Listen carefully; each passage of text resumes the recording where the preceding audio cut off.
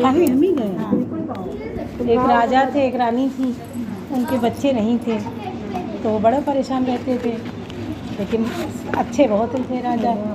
तो वो सुबह वेश बदल कर अपने राज्य का भ्रमण करते थे, देखते थे कि प्रजा हमारे लिए क्या कह रही है, खुश है कि नहीं खुश है, क्या परेशानी है।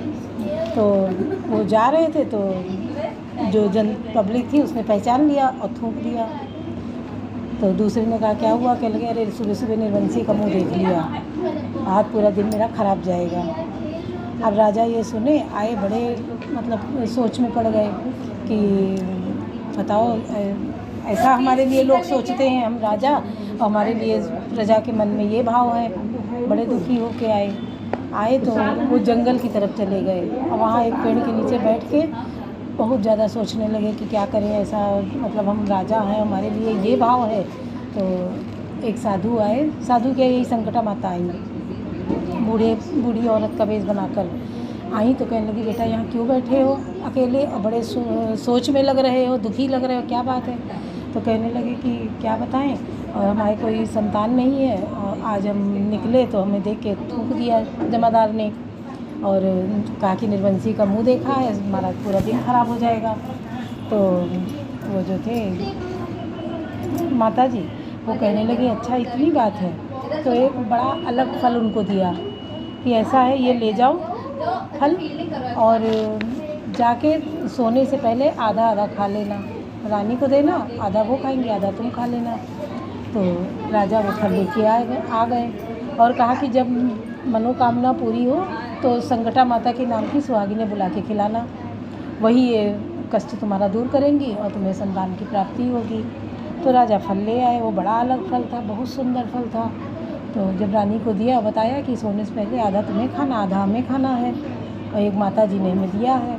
पूरी बात उस दिन की पूरी घटना बताई। तो जब लाई रानी वो फल देखे तो उनका मन ही न लगे वो फल को देख के, बार बार वो फल उठाएं, देखें, उसको सूंघें, देखें घुमा के, और फिर बोली अच्छा थोड़ा चख लें। थोड़ा चख लिया उन्होंने, अब वो इतना टेस्टी था। जब उन्होंने टेस्ट किया तो उसका टेस्ट बिल्कुल अलग था, बहुत अच्छा। वो धीरे धीरे करके रात होने से पहले ही वो पूरा खा गई फल।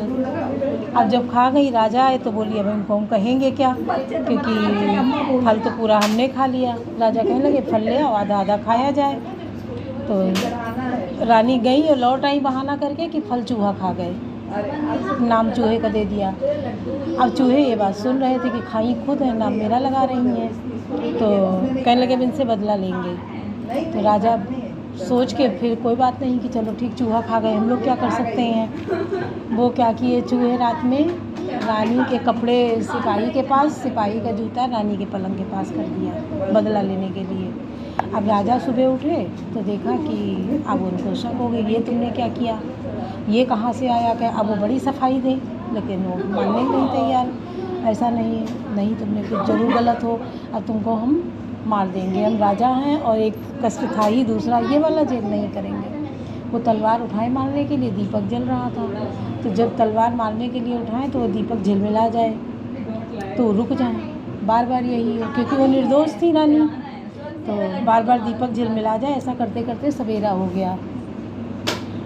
जब सवेरा हो गया तो उन्होंने दीपक को मुंह से फूंक मार दी और चल दिए, कहने लगे जंगल में ले जाके मारेंगे, अब घर में नहीं मारेंगे।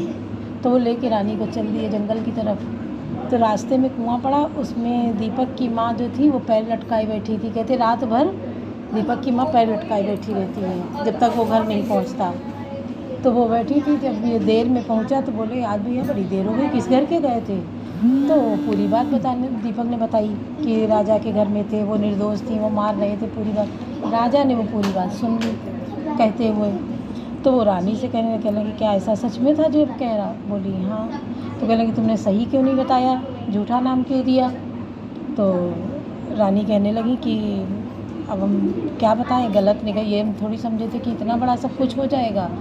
तो राजा लेके लौट के आए, माफ़ी मांगी और उन्हीं बूढ़ा माता की याद की जो मिली थी। तो उसी के बाद उनके 9 महीने बाद बेटा हुआ, बहुत सुंदर बेटा हुआ। जब बेटा हुआ तो सुहागिनों को बुलाया उन्होंने, वो लड्डू 7 बनाए एक कन्या का 8 और एक लड्डू अपने आप बढ़ के 9 हो जाएं। तो बार बार वो यही करें कि हम तो गिनती में बना रहे हैं और वो 9 लड्डू हो जाएं।